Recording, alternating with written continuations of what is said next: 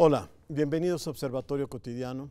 Soy Fernando Castañeda y el día de hoy vamos a hablar de un tema muy importante para México y para América Latina y podríamos decir que para el mundo, que es el fenómeno de Venezuela, lo que hoy está ocurriendo en Venezuela.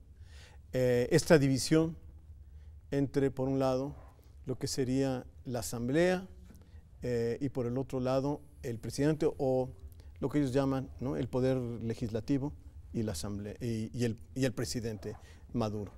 Y en medio de toda esta crisis y de todo este conflicto, pues todos los temas de derechos humanos que se juegan en torno a esta crisis y en torno a este conflicto. Para platicar de este problema, del futuro de Venezuela, nos acompaña el doctor Luis de la Barreda, que él es el coordinador del Programa Universitario de Derechos Humanos y su fundador. Bienvenido, Luis. Muchas gracias, Fernando. Nos acompaña también Luis Daniel Vázquez, que él es profesor de Flaxo, pero en realidad me estoy enterando de que él es investigador del Instituto de Investigaciones Jurídicas, y Nayar López, que él es actualmente el coordinador del Centro de Estudios Latinoamericanos en la Facultad de Ciencias Políticas. Muchas gracias por estar aquí con nosotros. Y bueno, pues entremos en materia, digamos.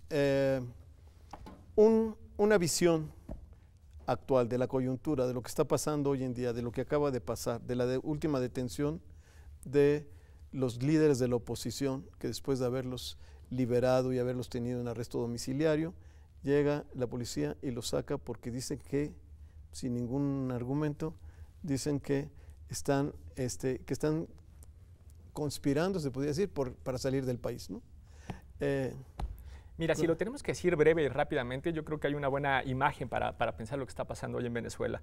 Las transiciones a la democracia en América Latina, las de las dictaduras, esas de la Guerra Fría, se llevaron a cabo porque los moderados de los dos bandos se pusieron de acuerdo en que la democracia era relevante y con eso lograron echar a andar las transiciones y lograron justamente generar algunos acuerdos mínimos de cómo solucionar los conflictos políticos justamente a través de la democracia.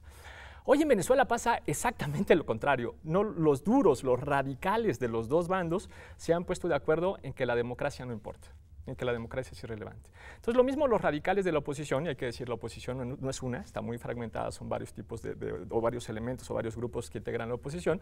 Los radicales de la oposición desde el principio, desde 1999, en realidad nunca se sintieron cómodos con Hugo Chávez, con la presidencia de Hugo Chávez, lo desconocieron desde un inicio y hubo el intento de golpe en el 2002. Prácticamente una parte esa, los radicales, porque no es toda la oposición, pero no reconocían, vaya, las victorias, ¿no? Había una parte que sí, Capriles de forma muy clara, pero había una parte que directamente nunca se sintió cómoda para nada y es la misma sección radical que hoy pues dificulta un montón el diálogo, ¿no?, dentro de Venezuela, de la oposición en Venezuela. Pero lo malo es que también del otro lado, del lado del gobierno, digamos, del lado de la izquierda, si lo quieres pensar así, que también no es una, también está fragmentada, también actualmente hay una fuerte ola de chavismo crítico dentro del propio partido. Bueno, esos radicales, digamos, del chavismo también están de acuerdo en que la democracia es irrelevante y en la medida que vieron que no iban a poder ganar las elecciones, dijeron, se acabaron las elecciones y se acabó también el gobierno dividido, ¿no? Entonces yo creo que es el peor de los acuerdos el que estamos viendo en Venezuela, ¿no?, en el que el otro no importa. Luis. No creo que se pueda equiparar la postura de ambos sectores radicales. Creo que con el chavismo se transitó hacia una dictadura en Venezuela que hoy está consolidada. El desconocimiento de la Asamblea Legislativa es un auténtico golpe de Estado, no contra el Poder Ejecutivo. Es un golpe de Estado contra una asamblea que fue elegida democráticamente.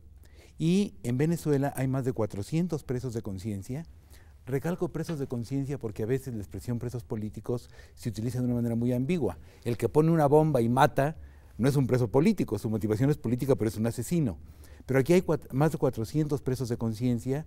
Ha habido en las últimas semanas más de 120 muertos en manifestaciones. Hay líderes de la oposición detenidos. Hay un poder judicial totalmente sometido. Y hay jueces que por dictar resoluciones que no le han gustado al gobierno han ido a la cárcel. Una juez fue violada en la cárcel después de que fue enviada a prisión porque no le gustó una de sus resoluciones al presidente. El juicio de Leopoldo López es una de las farsas más grandes de la historia forense. Leopoldo López es acusado de instigar a la violencia cuando él hacía un llamado de que las protestas no fueran violentas. El argumento fue un mensaje el no llamar a la violencia fue un mensaje subliminal para que hubiera violencia. Es decir, estamos ante una verdadera dictadura. Es muy difícil que se dialogue con un gobierno así. Es muy difícil que se dialogue con un gobierno que está matando manifestantes, que está encarcelando líderes de la oposición, que ha ahogado a los medios de comunicación independiente, cancelado o les ha negado papel. Y bueno, una muestra de esto, una consecuencia de esto, es que hoy la diáspora venezolana es de 1.300.000 exiliados aproximadamente. Nayar, bueno, dame tu versión. Mi opinión es muy diferente a la que han externado mis compañeros de la mesa, porque bueno, me sorprendería que una dictadura convocara a 21 procesos electorales en 18 años. Es decir, si hacemos el recuento de todo lo que ha transitado políticamente en este país, pues hay 21 elecciones con la que hubo el domingo pasado de la Asamblea Constituyente. Una dictadura que no se puede caracterizar por convocar a elecciones y porque existan partidos políticos. No hubiera reconocido el triunfo de la oposición en la Asamblea Nacional en diciembre del 2015. Lo que hay es un país confrontado porque están en choque dos proyectos políticos de fondo, ¿no? Uno que se plantea retornar al modelo neoliberal, retomarlo como existía antes de que el chavismo ganara en el 98, y otro modelo que se plantea una transición hacia el socialismo, ¿no? Un socialismo propio, digamos, desde la interpretación misma de la política venezolana, pero eso es lo que se está planteando y eso es lo que se busca de alguna manera fortalecer con la Asamblea Constituyente que se eligió el pasado domingo y en la cual pues participaron 8 millones de personas, ¿no?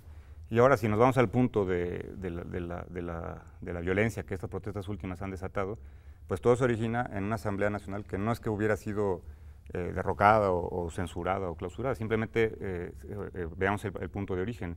Hubo 4 diputados que en las elecciones del 2015 cometieron irregularidades, hubo denuncia al respecto, se hizo la investigación y se decidió que no podían tomar posesión como tal. A la Asamblea a la oposición le faltaban 3 diputados para tener la mayoría absoluta y poder hacer reformas de todo tipo. Entonces lo que hizo la Asamblea fue juramentar a estos diputados contraviniendo al poder electoral y a partir de ahí es cuando el Poder Judicial puntualiza que todas las decisiones de la Asamblea Nacional son en desacato, porque no respetó una decisión de una instancia en la que se dirimen esos problemas, digamos, de esos diputados. De ahí en adelante se desata toda esta dinámica. Y justo cuando el Poder Judicial toma por un día, digamos, las atribuciones de la Asamblea Nacional es cuando se da el inicio de este dramático periodo que se ha vivido en estos últimos meses. Habría que ser precisos, de esos 110 muertos, 111 muertos, 29 han sido quemados, ¿no? Y 25 de esos 29 han sido quemados por los opositores, porque han sido pobres, negros, morenos o chavistas, ¿no? Cualquiera que tenga una pinta de chavista, lo han quemado y ya están los documentos. Hay una página que se llama red58.org, donde están documentados cada uno de los casos que han sido quemados chavistas en vivos. Eso, bueno, pues es un crimen de odio, ¿no? De acuerdo a la ONU. Y otros tantos, si vamos haciendo el recuento de todos los muertos, resulta que prácticamente la mitad son chavistas, ¿no? Y eso es lo que no se dice en los medios de comunicación, no se utiliza en la reflexión para tener una visión completa de dónde está la violencia. Y desde mi punto de vista la violencia se está generando desde la oposición para crear la idea de un caos, ¿no? De una anarquía, de una ingobernabilidad completa, y culpando además al gobierno de todo esto.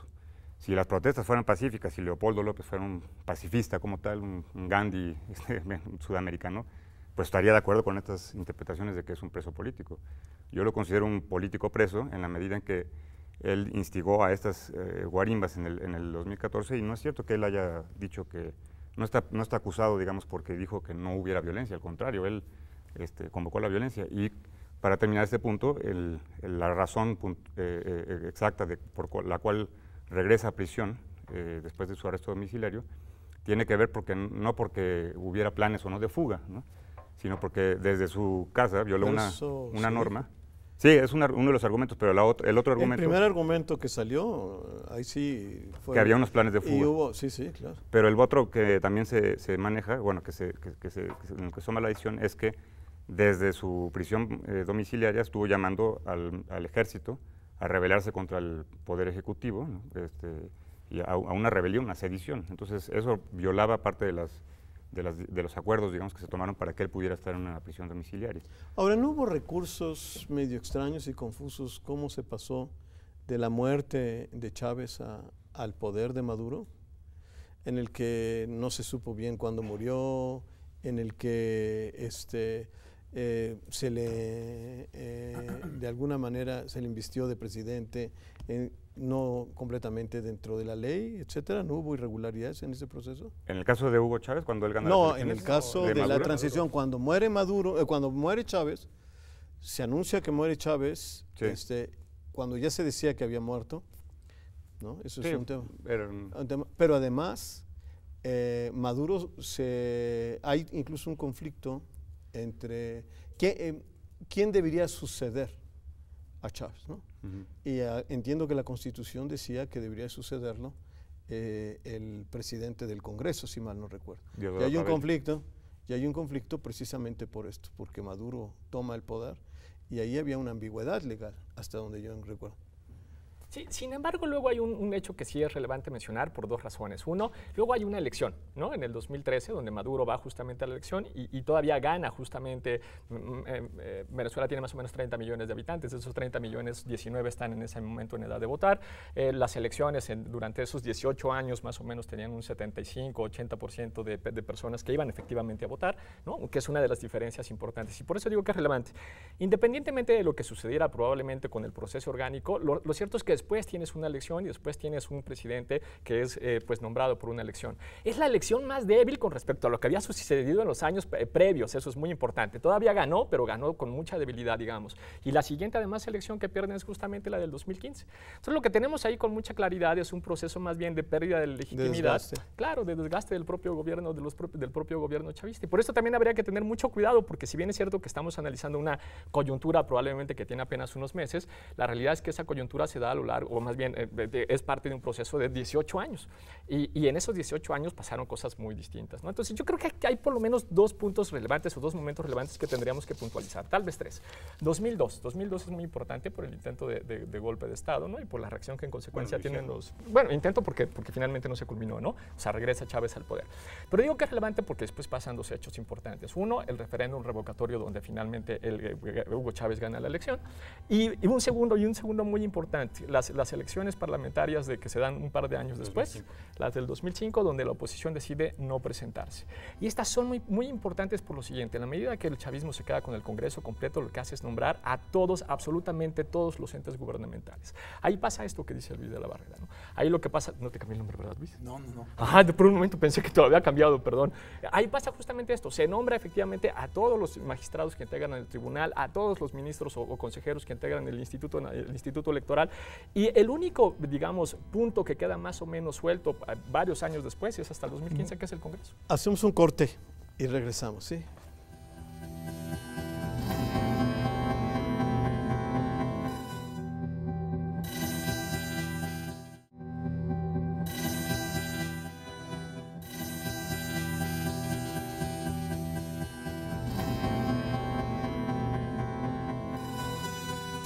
Luis, ahorita retomamos lo de Daniel, pero aquí hay una parte institucional, digamos, ¿no? O sea, hay ciertas reglas que uno puede pensar de la democracia. Aunque las democracias son muy distintas en todas partes del mundo, hay ciertos principios de la democracia, hay ciertos principios basados en derechos humanos, etcétera. Digamos, ahí también hay un deterioro institucional, o a lo mejor nunca se consolidó, que me costaría trabajo pensar que porque en Venezuela tenía muchos años ya de vivir un régimen democrático. Pero ¿qué es lo que pasa con toda esta parte institucional y con esta parte de derechos humanos? Decía nuestro colega que hay una pugna por el poder, de eso no hay duda. Hablaba también de crímenes de odio. Los crímenes del chavismo y del madurismo ahora no son crímenes de amor precisamente. En la democracia hay pugnas, por supuesto. Hay diferentes visiones, diferentes proyectos de lo que debe ser el país, pero hay ciertas reglas. Hay ciertas reglas y el sectarismo se caracteriza porque esas reglas no les importan. Las aprovecha el sectario cuando le convienen y cuando no.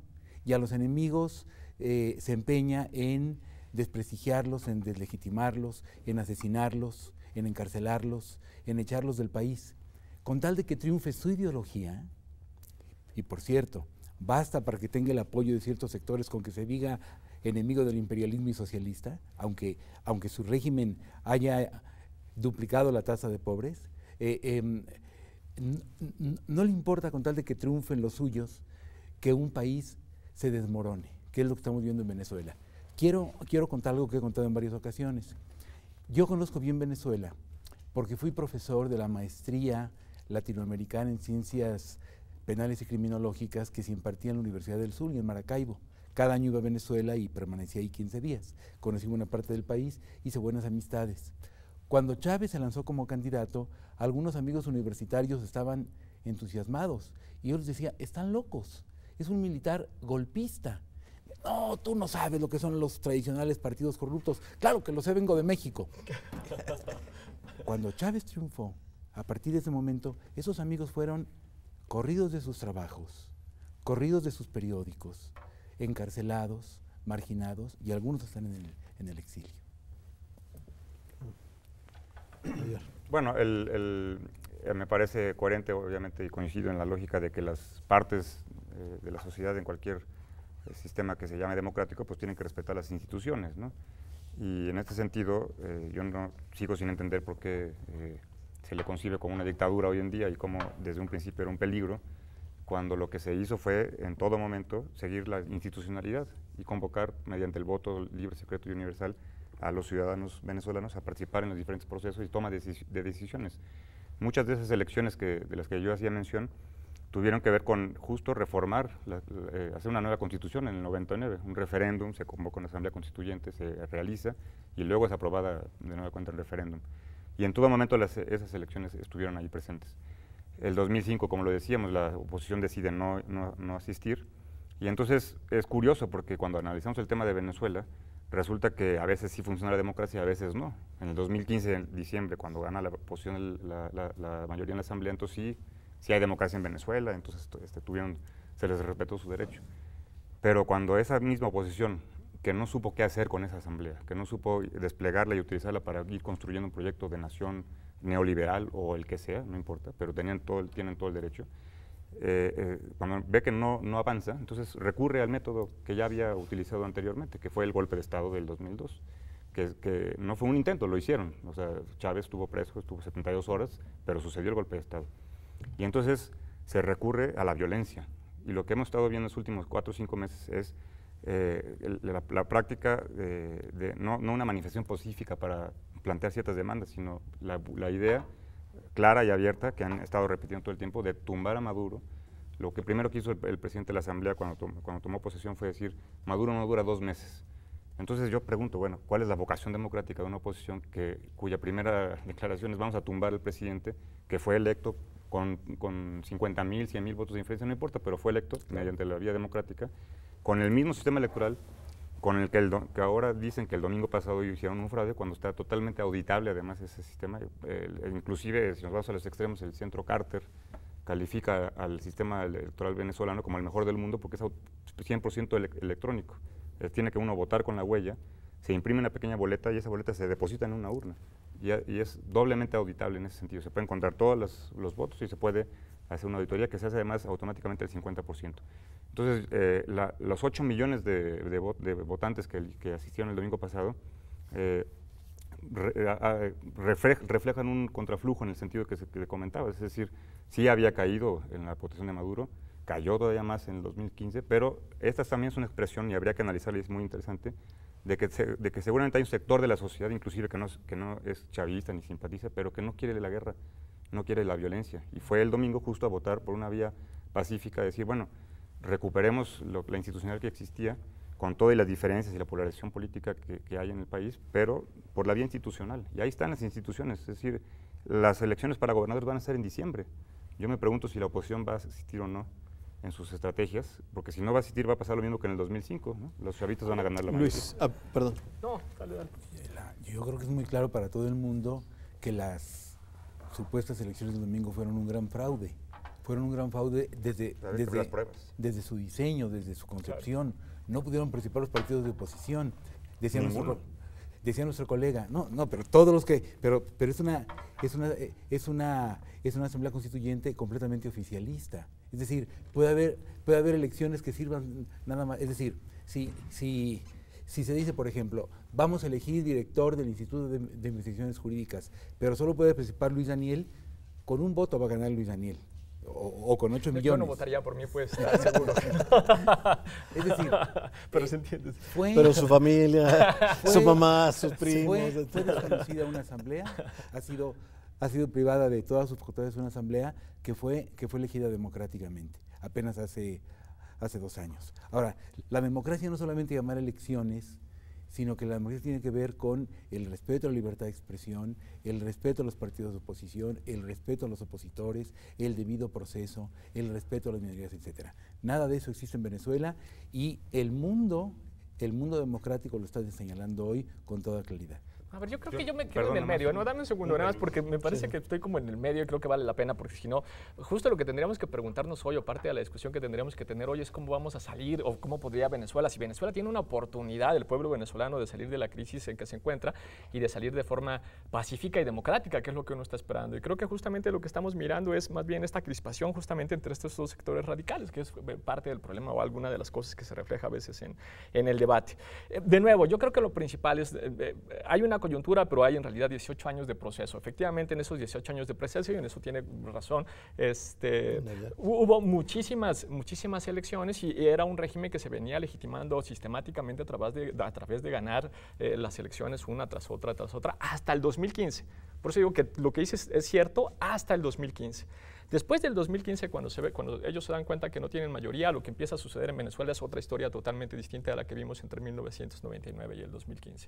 Y en esa historia totalmente distinta es, gracias al control que tenían del resto de los órganos gubernamentales, es primero no convocar a un revocatorio, que era la primera actividad torpe, y hay que decirlo con toda claridad, es una primera actividad torpe de la oposición, porque no puedes ganar el Congreso y tu primera acción es convocar a un revocatorio, porque entonces, ¿qué haces? Rompes cualquier posibilidad de diálogo. Bueno, eso también es cierto, ¿no? Entonces es una primera actividad torpe, pero pues está la posibilidad institucional. Si reúnes las firmas, tenías que haber llamado, y si tenías que seguir el procedimiento, pues tenías que haber convocado al revocatorio y no lo convocaron. Y así sistemáticamente lo que se ha hecho es retrasar las elecciones, ¿no? Las de gobernadores para este año, que las mandaron en diciembre, ojalá que efectivamente se lleven, y en principio ya prometieron que se van a llevar las del año entrante, ojalá que efectivamente también se lleven. Sin embargo, lo que pasó en la Asamblea Constituyente, y aquí hay que tejer muy fino, en realidad está lejos de ser un ejercicio democrático, y en esto también hay que ser muy claros, ¿no? Está lejos de ser un ejercicio democrático, porque la convocatoria tal como salió es una convocatoria por corporaciones, convocó justamente por corporaciones. Para que nos entienda la audiencia, es como decir, por ejemplo, que desde la convocatoria se dice que 250 de los representantes tienen que pertenecer a la CENOP, al CNC o a la CTM. Bueno, pues obviamente van a ser priistas, ¿no? Bueno, pasó más o menos algo parecido, un porcentaje importante tendrían que pertenecer directamente al chavismo. Y junto a eso, además de tu credencial para votar, tú tenías que presentar algo que ellos llaman carnet patriótico, y el carnet patriótico es el documento que usan para distribuir los alimentos. Entonces, la red clientelar soñada, hay 15 millones de personas que tienen ese documento y lo tenías que presentar, y en ese mismo documento puedes ver primero si votaste y segundo, a partir de eso, si te tocan o no te tocan alimentos. Es la red clientelar soñada, pues por eso tenemos a 8 millones de personas. Pero está muy lejos lo que sucedió en esta ocasión de ser un ejercicio democrático como los que efectivamente el régimen chavista nos tenía acostumbrados. Nos queda muy poco tiempo. Sí, muy puntual. Fueron solamente 8 millones porque la oposición no quiso acudir, no quiso presentar candidatos. No hubo partidos políticos de ninguno. El PSV no participó como partido político. No era por corporativos ni sindicatos, era por sectores sociales, campesinos, trabajadores, estudiantes, indígenas, profesionistas, periodistas. Pero, por ejemplo, un indígena se puede haber inscrito solo, así porque... Sí, el día de ayer se realizaron las 4 asambleas por usos y costumbres de los indígenas en las que iban a elegir 8 constituyentistas. Pero o, por ejemplo, un campesino se podía haber inscrito solo por su cuenta propia. Hubo 3.500 candidatos, alrededor de 3.500, 4.000 candidatos de todos los sectores y tuvieron toda la oportunidad de hacer las campañas, ¿no? Para aprovechar el tiempo, resulta que el 80% de los medios de comunicación en Venezuela son privados y la gran mayoría de ese 80% están en manos de la oposición. Cuando uno va, yo vi un reportaje muy interesante de una periodista estadounidense para RT que despliega 7 periódicos y resulta que solamente uno, que es el Correo del Orinoco, era chavista, digámoslo así, y los otros 6 eran de la oposición. Entonces, y la otra imagen muy concreta, Fox declarando en Caracas que no hay libertad de expresión, que vive en una dictadura y tiene 20 micrófonos alrededor. yo me pregunto qué dictadura permite que haya 20 micrófonos de diferentes medios haciendo una declaración. Ahora prohibieron ya que regrese, ¿no? Bueno, pues es que es una persona no grata, no solamente tal vez ahí, ¿no? En otros lugares del mundo, seguramente. Pero bueno, yo creo que la vía democrática debería ser la que prevalezca y el diálogo debería ser el que salga adelante. Bueno, lamentablemente se nos acabó el tiempo. Sin duda el fenómeno de Venezuela es un fenómeno muy importante para el mundo, muy importante para nuestro país, muy importante para preguntarnos por dónde van la democracia hoy como la estamos viviendo, sea cual sea la lectura que hagamos, el fenómeno de la derecha en Europa, el fenómeno de Donald Trump en Estados Unidos, el fenómeno de la opinión pública en todas partes del mundo, es un problema realmente para el futuro de la democracia y estaremos al pendiente y seguiremos discutiendo. Muchas gracias. Gracias, Fernando.